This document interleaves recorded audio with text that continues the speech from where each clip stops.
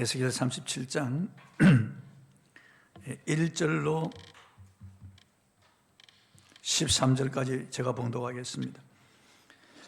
여호와께서 권능으로 내게 임재하시고 그의 영으로 나를 데리고 가서 골짜기 가운데 두셨는데 거기 뼈가 가득하더라. 나를 그 뼈 사방으로 지나가게 하시기로 본즉 그 골짜기 지면에 뼈가 심이 많고 아주 말랐더라. 그가 내게 이르시되 인자야 이 뼈들이 능히 살 수 있겠느냐 하시기로 내가 대답하되 주 여호와여 주께서 아시나이다. 또 내게 이르시되 너는 이 모든 뼈에게 대언하여 이르기를 너희 마른 뼈들아 여호와의 말씀을 들을지어다. 주 여호와께서 이 뼈들에게 이같이 말씀하시기를 내가 생기를 너희에게 들어가게 하리니 너희가 살아나리라. 너희 위에 힘줄을 두고 살을 입히고 가죽으로 덮고 너희 속에 생기를 넣으리니 너희가 살아나리라. 또 내가 여호와인 줄 너희가 알리라 하셨다 하라. 이에 내가 명령을 따라 대언하니 대언할 때 소리가 나고 움직이며 이 뼈 저 뼈가 들어맞아 뼈들이 서로 연결되더라. 내가 또 보니 그 뼈에 힘줄이 생기고 살이 오르며 그 위에 가죽이 덮이나 그 속에 생기는 없더라. 또 내게 이르시되 인자야 너는 생기를 향하여 대언하라. 생기에게 대언하여 이르기를 주 여호와께서 이같이 말씀하시기를 생기야 사방에서부터 와서 이 죽음을 당한 자에게 불어서 살아나게 하라 하셨다 하라. 이에 내가 그 명령대로 대언하였더니 생기가 그들에게 들어가며 그들이 곧 살아나서 일어나 서는데 극히 큰 군대더라. 또 내게 이르시되 인자야 이 뼈들은 이스라엘 온 족속이라. 그들이 이르기를 우리의 뼈들이 말랐고 우리의 소망이 없어졌으니 우리는 다 멸절되었다 하느니라. 그러므로 너는 대언하여 그들에게 이르기를 주 여호와께서 이같이 말씀하시기를 내 백성들아 내가 너희 무덤을 열고 너희로 거기에서 나오게 하고 이스라엘 땅으로 들어가게 하리라. 내 백성들아 내가 너희 무덤을 열고 너희로 거기에서 나오게 한즉 너희가 내가 여호와인 줄 알리라. 아멘. 2주 전에 교회 하나님의 영광이라는 제목으로 말씀을 선포했고 지난주에는 교회 하나님의 은총이라는 제목으로 말씀을 선포했습니다. 오늘은 교회 하나님의 군대라는 제목으로 하나님의 말씀을 선포하겠습니다. 우리나라 최초로 창설된 군대는 일본군이 쓰다가 버리고 간 구식 무기로 무장해서 군대라고 볼 수도 없는 아주 약한 그런 군대였습니다. 그래서 1950년 6월 25일 인민군들이 소련제 탱크와 박격포로 무장하고 내려올 때 파죽지세로 밀려서 저 낙동강 이남으로 후퇴하고 말았던 것입니다. 그랬던 우리나라 군대가 70년 만에 이번 미국의 세계 군사력 평가 보고서에 의하면 제7위가 되었습니다. 육군 군사력은 세계 3위예요. 미국, 러시아 다음으로 우리 한국이고, 그리고 종합 군사력을 보면은 우리가 미국, 그리고 러시아, 중국, 그리고 인도, 프랑스, 그리고 일본 다음으로 우리가 제7위였습니다. 놀라지 않을 수 없습니다. 세계 경제력 세계 10위고 무역 수출력이 세계 5, 6입니다. 그리고 국방 예산이 세계 10위 안에 들어가는 엄청난 그런 군대가 되었습니다.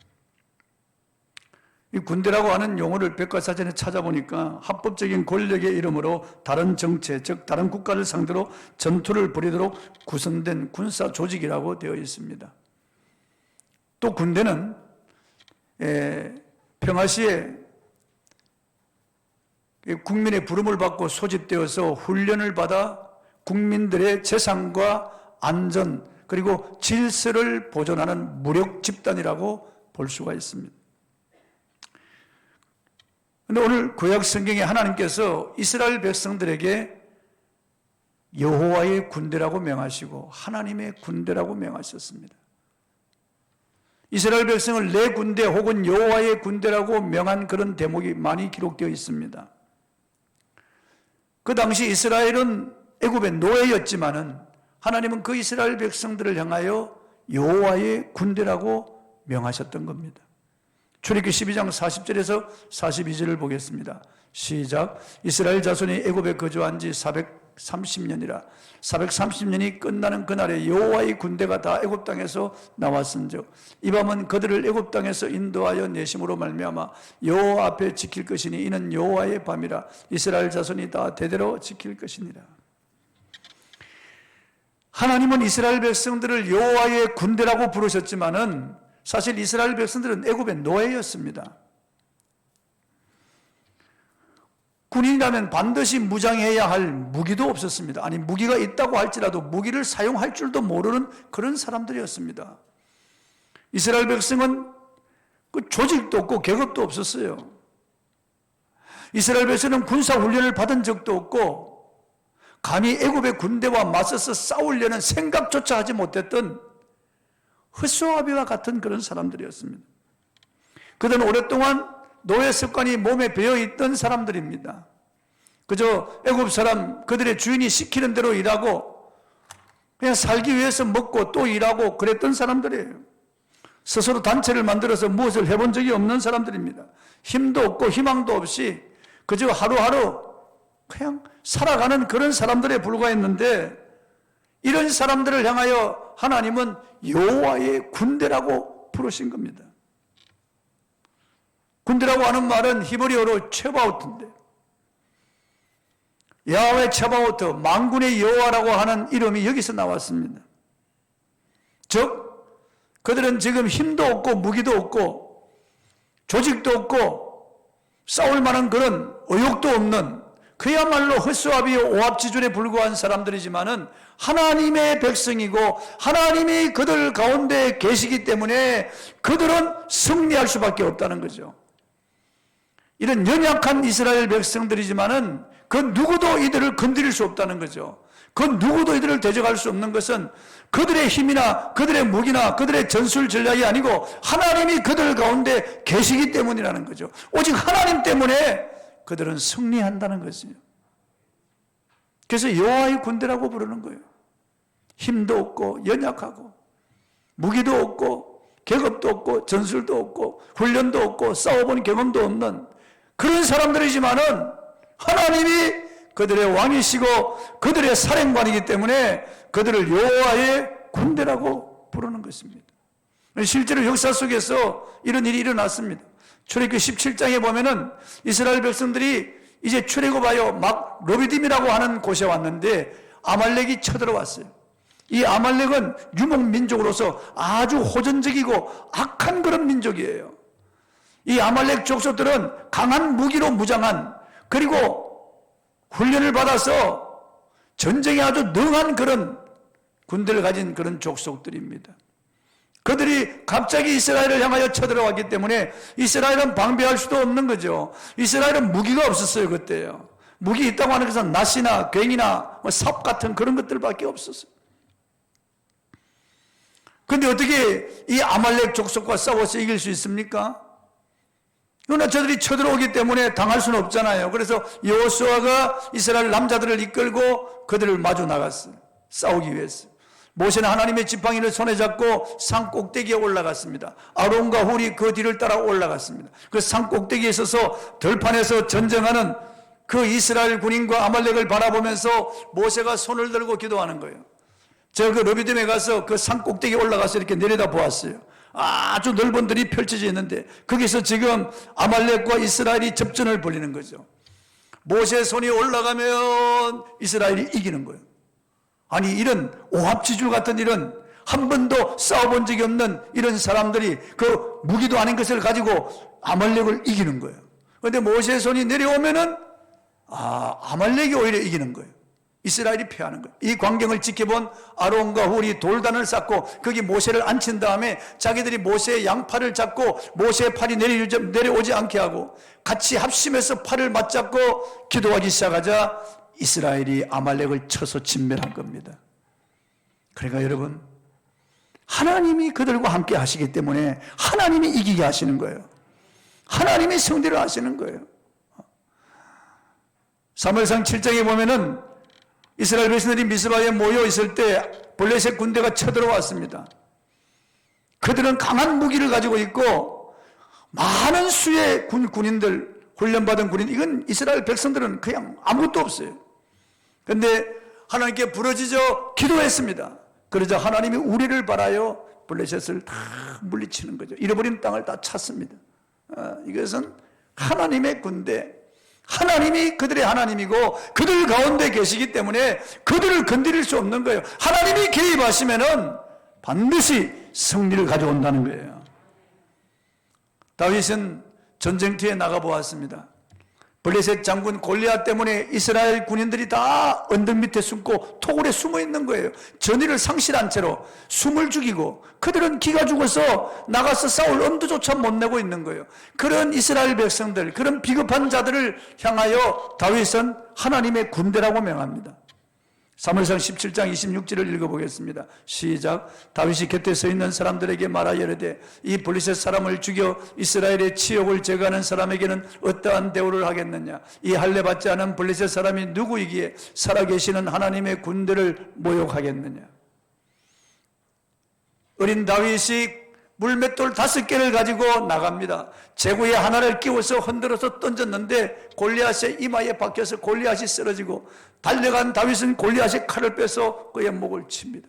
그러자 숨을 죽이고 지켜보던 이스라엘 백성들이 일어나서 블레셋 쪽을 향하여 달려가는, 그들이 무슨 힘이 있거나 전술 전략이 뛰어나거나 그들이 무기가 좋아서 이긴 게 아니에요. 하나님이 이기게 하신 거예요. 돌멩이 하나 가지고 하나님이 이기게 하신 거예요. 하나님의 군대는 인간의 어떤 힘이나 무기나 전술 전략으로 숫자로 싸우는 게 아니에요. 하나님의 군대는 오직 하나님의 도움으로 싸우는 거예요. 오직 하나님의 능력으로 싸우는 거예요. 지금 여러분은 하늘나라의 가치가 무가치한 것처럼 여겨지는 시대를 살아가고 있습니다. 마치 머리털이 밀리고 힘을 잃어버리고 붙잡혀 눈알이 뽑아진 삼손같이 한국교회가 힘을 잃어버리고 있습니다. 한국교회를 향하여 지탄하고 있고 우리 교회나 한국교회가 전의를 상실한 것이 사실이에요. 그러나 우리는 다시 일어설 수 있습니다. 왜냐하면 하나님이 우리 가운데 계시기 때문에 그렇습니다. 여전히 성령이 우리 안에 계시고 우리 안에 예수님의 피가 흐르고 있기 때문에 우리는 승리할 수 있습니다. 하나님의 이름으로 불리워지는 하나님의 백성이기 때문에 우리는 결코 패배할 수 없고 망할 수 없습니다. 여러분이 하나님의 군대인 것을 믿으시기 바랍니다. 예수의 피로 구속함을 받은 하나님의 자녀들이 바로 하나님의 군대예요. 오늘 본문에 보니까 이스라엘은 마른 뼈와 같이 소망이 없었어요. 영적으로 죽어있는 무력한 사람들이었습니다. 본문에 보시면은 하나님께서 에스겔 선지자를 데리고 환상 가운데 어느 들판에 가서 보라고 하십니다. 그 지면에 많은 해골뼈가 널려 있는 거예요. 그리고 바짝 말라서 아주 오래된 마른 뼈들이 널려 있는 것입니다. 하나님께서 에스겔 선지자에게 말씀하십니다. 인자야, 이 뼈들이 능히 살겠느냐? 그때 에스겔이 대답하기를 주 여호와여 주께서 아시나이다 그랬습니다. 인간의 눈으로 바라볼 때 어떻게 뼈들이 살 수 있겠어요, 여러분요? 아주 오래된 말라버린 뼈, 지면에 흉측하게 널려있는 뼈들이 어떻게 살 수 있다고 말할 수 있겠어요? 인간의 입으로는 말할 수 없는 거예요. 그러나 하나님은 전능하시기 때문에 선지자가 주 여호와여 주께서 아시나이다 그렇게 대답한 것입니다. 그래서 하나님께서는 이 골짜기의 마른 뼈들을 향하여 하나님의 말씀을 대언하라고 하십니다. 본문 4절을 읽어보겠습니다. 시작. 또 내게 이르시되 너는 이 모든 뼈에게 대언하여 이르기를 너희 마른 뼈들아 여호와의 말씀을 들을지어다. 여러분, 뼈들이 어떻게 하나님의 말씀을 듣습니까? 뼈가 무슨 기가 있습니까? 생명이 있습니까? 이 말라버린 해골들이 하나님의 말씀을 들을 수 있을까요? 성경은 이 해골 뼈들이 이스라엘 온 족속이라고 말씀하시는 거예요. 본문 11절을 읽어보겠습니다. 시작. 또 내게 이르시되 인자야 이 뼈들은 이스라엘 온 족속이라.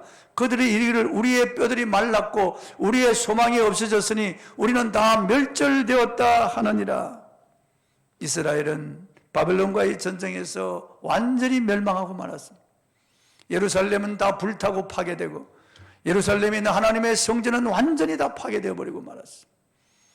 모든 보물들은 바벨론으로 다 옮겨가고 이스라엘의 젊은 남자들은 다 포로로 쇠사슬에 묶인 채로 끌려갔습니다. 그리고 그들은 바벨론의 포로 생활하다가 페르시아의 포로가 되어서 그냥 기약 없는 세월을 지나가고 있었습니다. 그들은 하나님이 그들을 버렸다고 생각했어요. 하나님이 없다고 생각한 사람들도 있는 거예요. 그들은 모든 것을 다 잃어버리고 살아갈 삶의 의욕도 희망도 없이 그냥 하루하루 그냥 죽지 못해 살아가고 있었습니다. 해골과 같았어요. 마른 뼈와 같은 그런 현실이 바로 이스라엘의 현실이었어요. 그러나 하나님께서는 지금 말씀하시는 거예요. 하나님의 말씀을 대언하고 하나님의 말씀이 그들에게 떨어지면은 마른 뼈와 같은 이스라엘 족속들이 하나님의 군대가 되어 일어난다. 큰 군대가 되어 일어난다는 거예요. 무덤과 같았던 포로 생활에서 그들이 생환되어서 돌아올 것이고 고토에 돌아와서 그들이 다시 부흥하고 하나님의 군대를 이룰 것이라고 지금 말씀하시는 거예요. 그것이 바로 하나님의 말씀을 대언할 때, 하나님의 말씀을 대언할 때 그런 일이 일어나고 성령의 생기가 들어갈 때 그런 일이 일어날 것이라고 말하는 것입니다. 본문 5절을 읽어보겠습니다. 시작. 주 여호와께서 이 뼈들에게 이같이 말씀하시기를 내가 생기를 너희에게 들어가게 하리니 너희가 살아나리라. 성령의 생기가 들어가면은 살아난다는 거예요. 살아난다는 거예요.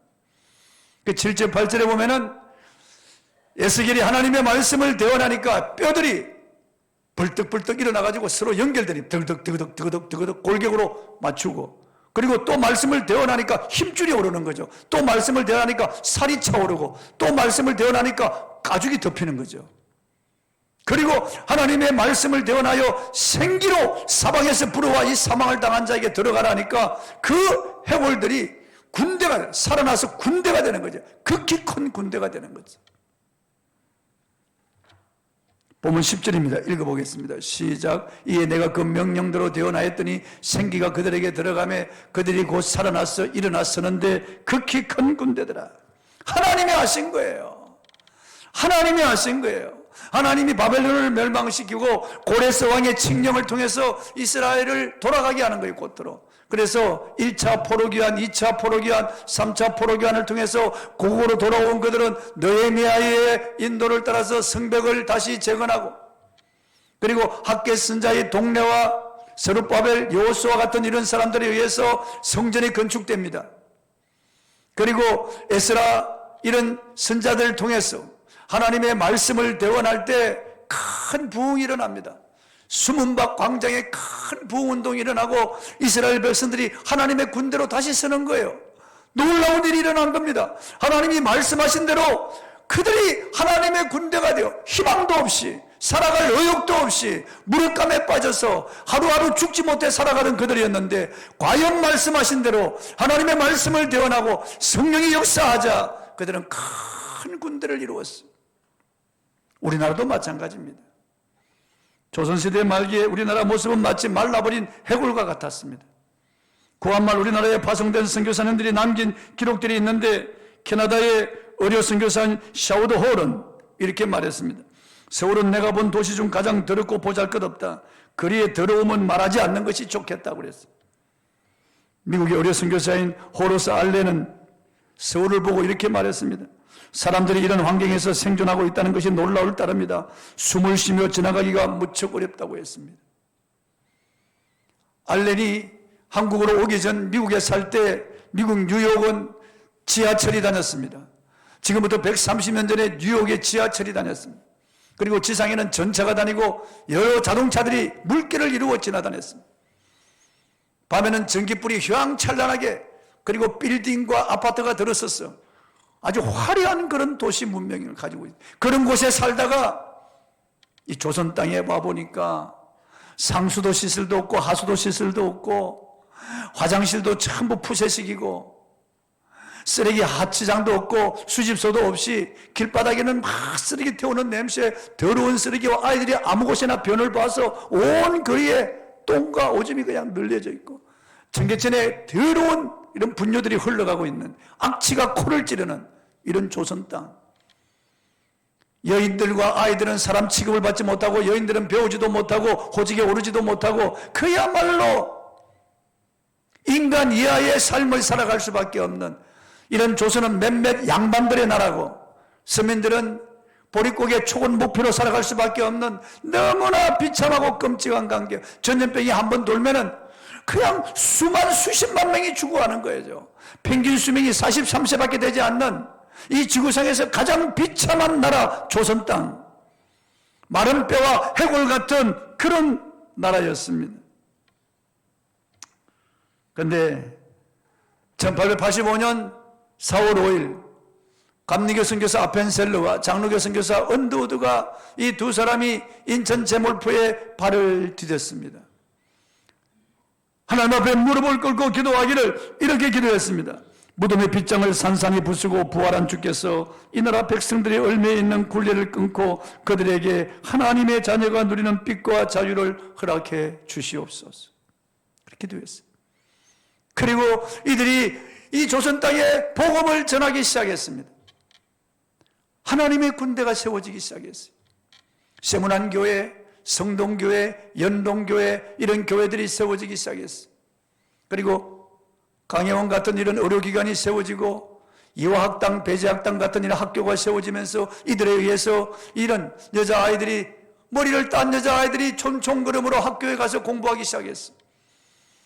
그리고 하나님의 교회가 세워지면서 거기 소수의 사람이지만은 모여서 하나님께 기도하고 부흥 사경회를 가지기 시작했습니다. 하나님의 군대가 세워지면서 어둠의 세력들이 물러가기 시작했습니다. 5,000년 동안 이 조선 땅을 덮고 있던 불교와 유교의 우상숭배와 이 무속의 귀신들, 이 어둠이 지배하고 있던 악령들이 떠나가기 시작했어요. 이 나라가 놀랍게 광명천지, 천지개벽이 일어나기 시작했어요. 하나님의 교회를 통해서. 사람들은 사경회 때 이고지고 와서 일주일 동안 사경에 참여하고 가슴을 치며 회개하기 시작하고 여인들, 남정네들이 다 금식하며 기도하기 시작했습니다. 교회들이 전국 방방곡곡에 세워져 나가기 시작하고 오늘 135년 만에 이렇게 전 세계인들이 보고 놀라는 이런 나라가 된 겁니다. 정치인들이 정치를 잘해서 그렇습니까? 경제인들이 아주 뛰어나서 이런 나라가 이렇게 발전한 겁니까? 물론 그런 면도 있겠죠. 그러나 사실은 하나님의 군대인 교회가 일어서면서 이 나라가 이렇게 발전하고 달라진 것입니다. 할렐루야. 하나님의 군대는 무장하고 싸워야 되는데 우리의 싸울 적이 누굽니까? 우리의 싸울 적은 죄요. 우리의 싸울 적은 이 세상에 하나님을 대적하는 거대한 사상과 시스템이에요. 우리의 싸울 적은 이 어둠의 권세 악한 영들이에요. 우리의 싸워야 할 적은 내 안에 있는 옛사람의 습성이에요. 싸워야 되는데 무엇으로 하나님의 군대가 싸워서 이길 수가 있을까요? 말씀으로 확신하고 성령의 그 말씀을 가지고 기도하면서 나가면은 원수들은 우리 앞에 한 길로 왔다가 일곱 길로 도망을 갈 것입니다. 마귀들의 군사들은 물러가고 여러분 가정에 광명한 역사가 일어나게 될 것입니다. 여러분 자녀들이 가는 길을 하나님이 열어주실 거예요. 여러분 앞에 하나님과 함께 하심의 증거가 나타나기 시작할 것입니다. 신약은 우리들이 그리스도의 군사요 우리의 대장은 예수 그리스도라고 말씀하고 있어요. 디모데후서 2장 3절을 읽어보겠습니다. 시작. 너는 그리스도 예수의 좋은 병사로 나와 함께 고난을 받으라. 병사로 복무하는 자가 자기 생활에 얽매이는 자가 하나도 없나니 이는 병사로 모집한 자를 기쁘게 하려 함이라 그랬습니다. 하나님의 자녀들이 모여서 훈련받는 곳 교회죠. 하나님의 자녀들이 모여서 조직되고 하나님의 자녀들이 모여서 하나님께 예배드리고 말씀을 받고 그리고 기도하는 곳 이 교회입니다. 하나님의 군대예요. 그리스도의 군대예요. 그리스도가 우리의 대장이요 사령관이에요. 우리의 말씀으로 무장하고 그 뒤를 따라가면 승리할 수 있습니다. 주님께서 우리에게 마귀들과 싸워 승리할 것이라고 반드시 승리할 것이라고 약속하셨어요. 누가복음 10장 18절 19절에 보면은 사탄이 하늘로서 번개같이 떨어지는 것을 내가 보았노라. 내가 너에게 뱀과 정갈을 밟으며 원수의 모든 능력을 제할 권세를 주었으니 너희를 해할 자가 결단코 없으리라고 말씀하셨습니다. 원수의 능력이 있어요. 마귀들도 귀신들도 능력이 있습니다. 그러나 그것을 능히 제압할 수 있는 권세를 우리에게 주셨는데 그게 하나님의 말씀이에요. 그 기도하는 거예요. 우리가 말씀 무장하고 기도하면은 성령께서 일하십니다. 싸워주시는 거예요. 내가 싸우는 게 아니에요. 앞서가시며 싸워주시기 때문에 우린 승리할 수 있는 거예요. 전리품을 거둘 수가 있는 거예요. 에베소 6장 10절로 18절에 보면은 하나님의 군대인 저와 여러분이 어떻게 무장하고 어떤 무기를 가지고 싸워야 할지를 자세하게 기록하고 있습니다. 에베소 6장 10절 11절에 보면은 하나님의 군대는 주님의 안에서 그분의 힘의 능력으로 강건하여지고 마귀의 관계를 능히 대적하기 위하여 하나님의 전신갑주를 입으라고 말씀하고 있습니다. 하나님의 전신갑주는 하나님의 말씀을 확신하는 것이라고 말씀하고 있어요. 12절에 보면은 우리의 씨름은 혈과 육에 대한 것이 아니요 정사와 권세와 이 세상 어둠의 주관자와 하늘에 있는 악의 영들에게 대함이라고 말씀하고 있습니다. 우리의 전쟁이 혈과 육이 아니에요. 남편이 괴롭힌다고 남편이 마귀가 아니에요. 자식들이 쏙썩인다고 자식들이 마귀가 아니에요. 그 배후에 있는 마귀가 우리의 적이에요. 가정에 어려움이 오고 분란이 온 교회에 이렇게 분쟁이 일어나고 그 사람들이 문제가 아니에요. 그 배후에 있는 마귀가 우리의 싸울 상대라고 말씀하고 있는 거예요. 14절에서 16절에 보면은 우리가 방어를 해야 되는데 진리의 허리띠를 뜨고 의의 호신경을 붙이고 복음의 평안에 예배한 신을 신고 구원의 투구를 쓰라고 말씀해요. 이거 로마 병사들의 갑옷이에요. 로마 병사들의 무장을 우리에게 알려주고 있는 거예요.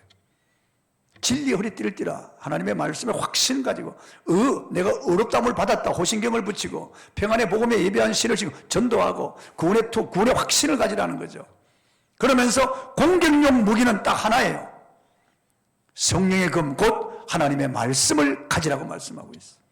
하나님의 말씀을 가지라. 그리고 18절에 보면은 무시로 성령 안에서 기도하라고 원수의 모든 진을 파는 강력한 그런 힘이 우리가 기도할 때 일어난다는 거예요. 기도할 때 일어난다는 거예요. 그러니까 하나님의 말씀과 기도를 가지고 나가서 승리할 수 있다는 거죠.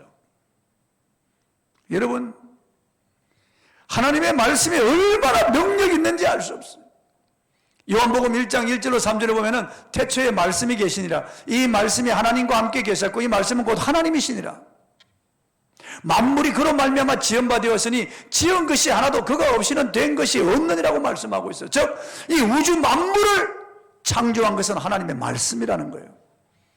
모든 만물에 생명을 넣어주신 것도 하나님의 말씀이라는 거예요. 말씀. 이 말씀이 얼마나 놀라운 능력이 있습니까?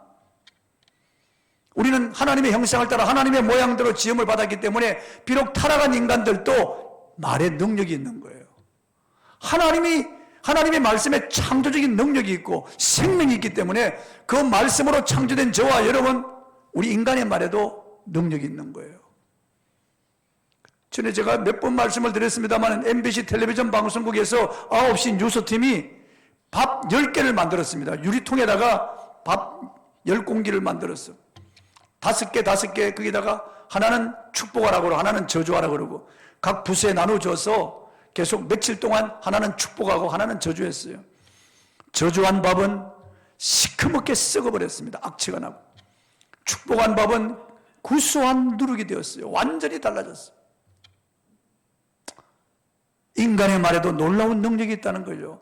아니, 밥이 기가 있습니까? 생명이 있습니까? 알아듣겠습니까? 그런데 사람이 말을 하니까 저주한 밥은 썩어버리고 축복한 밥은 누룩이 된 거예요.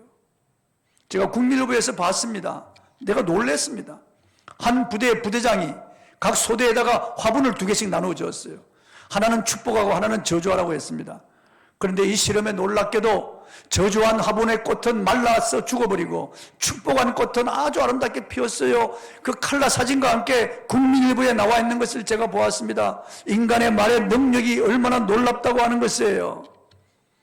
잠언 18장 20절 21절에 보면은 사람은 그 입에서 나오는 열매로 인하여 배가 부르게 되나니 죽고 사는 것이 혀의 권세에 달렸나니 혀를 쓰기 좋아하는 자는 그 열매를 먹으리라고 말씀하고 있어요. 인간의 말에 의해서 성공하냐 실패하냐 행복하냐 불행하냐 능하냐 승하냐 쇠하냐 사느냐 죽느냐 자기 입의 말에 따라서 달려있다는 거죠. 그 가정 가서 그 가정 부부의 말을 들어보면 그 부부가 행복한지 불행한지 알 수 있어요. 자식들의 말을 들어보면은 그 가정이 어떻게 교육을 시키는지 알 수 있어요. 교회 와서 성도들의 말을 들어보면 그 교회의 영적 수준을 알 수 있어요. 목사의 말을 들어보면 그 교회의 영역을 알 수 있다 그 말이에요. 인간은 말보다 더 앞서갈 수 없어요. 말이 그 인생을 좌우합니다. 말이 우리 미래를 좌우하는 거예요. 이렇게 인간의 말에도 능력이 있는데 사람이 자꾸 말하면 그 말하는 대로 이루어진다는 실험이 수없이 증명되는데, 인간의 말에도 능력이 있는데 하나님의 말씀에 얼마나 놀라운 능력이 있겠어요. 우리 하나님의 말씀을 선포하고 나가면은, 하나님의 이 말씀을 대언할 때 어떤 일이 일어나겠어요 여러분? 해골뼈 같은 인생들이 살아나는 거예요. 군대를 이루는 거예요. 하나님 말씀을 대언하고 기도할 때 마귀의 진이 무너지고 우리의 자녀들을 장악하고 있던 악한 영들이 물러가는 거예요. 남편을 장악하고 있던 악한 영이 물러가는 거예요. 하나님 말씀을 대언해야 돼요. 못 살겠다, 죽겠다, 신경질 난다, 짜증난다, 그냥 죽어버렸으면 좋겠어, 내 팔자가 왜 이 모양이, 이런 말을 하면 점점 꺼져가는 거예요. 그렇게 될 수밖에 없어요. 살기 싫어, 죽고 싶다, 아무 생각이 없어. 그러면 그렇게 될 가능성이 많아요 여러분. 되는 일이 없어. 기도하면 뭐래? 기도한다고 되냐? 그렇게 예배를 드려도 나에게 돌아오는 건 이게 뭐냐? 그럼 그대로 되는 거예요. 그러나 힘들고 어려워도, 환경이 너무너무 힘들어도 하나님이 나와 함께 하신다. 하나님은 나의 하나님이시다. 하나님이 나 대신 싸워주신다. 하나님이 나를 돕기 때문에 나는 승리할 수밖에 없다. 우리 아이들은 잘 된다. 왜냐하면 주님이 함께 하시기 때문이다. 이렇게 말씀을 계속 선포하면은 그대로 되는 것입니다. 놀라운 일이 여러분의 가정에 일어나고 여러분의 생애 속에 하나님의 말씀의 능력이 나타날 줄 믿습니다. 확신을 가지고 성령의 검, 하나님의 말씀을 가지고 싸워야 되는 거예요. 그리고 무시로 성령 안에서 기도하는 거예요. 그러면 원수의 진은 파하고 하나님이 일하시고 싸워주시기 때문에 저와 여러분은 승리의 길을 가게 될 줄 믿으시기 바랍니다. 찬송하겠습니다.